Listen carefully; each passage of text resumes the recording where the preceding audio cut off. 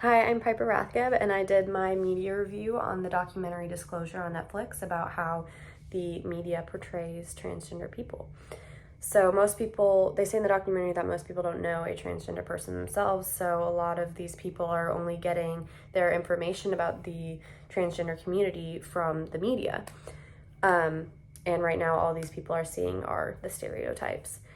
So there needs to be a more authentic representation of the trans community for the transgender community's safety and also to improve the perception. So the 3 points I'll be talking about are two of the stereotypes: the humorous cross-dressing skit character, and then the second one, the psychopathic serial killer character. And then my third point is why transgender people need to be playing transgender people on screen rather than cisgender people playing them. So right now, these transgender characters are only being dumbed down to 2 or 3 stereotypes. And this is, of course, harmful.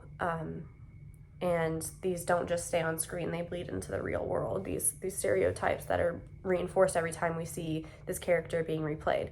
So the humorous characters, a lot of these transgender entertainers that were being interviewed in this documentary that I watched,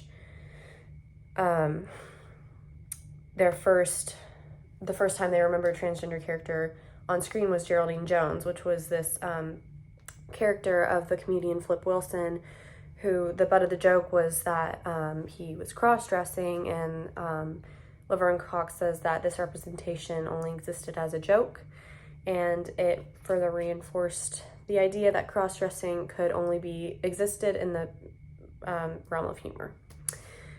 The psychopathic characters, a lot of times you'd see like Buffalo Bill on Silence of the Lambs, or Alfred Hitchcock's twist ending that the murderer was a man in a wig all along, and stuff like that. The GLAAD director of transmedia, Nick Adams, says Hollywood has taught people how to react to trans people for decades now, and a lot of times that reaction is fear. They teach us to fear transgender people.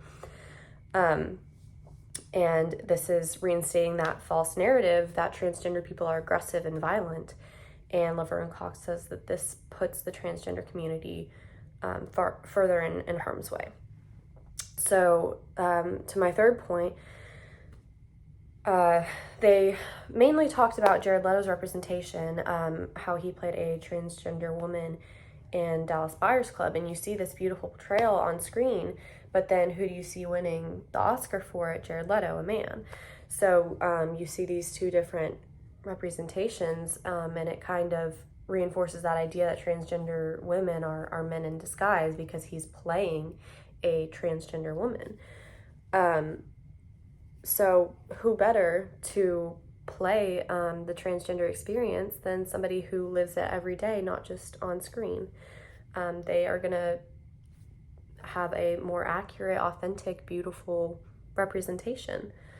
So at the end of the documentary, Jen Richards says that there needs to be more representation in the media so that one clumsy representation won't be all that there is. Because right now the small amount of good representation is being drowned out by everything else we see. The reality is that transgender people are authentic, real, complex people like the rest of us, and they're not just temporary personas that the media gets to exhaust. They're more than what is being represented right now, and these stereotypes that are being reinforced every day is putting transgender people in danger.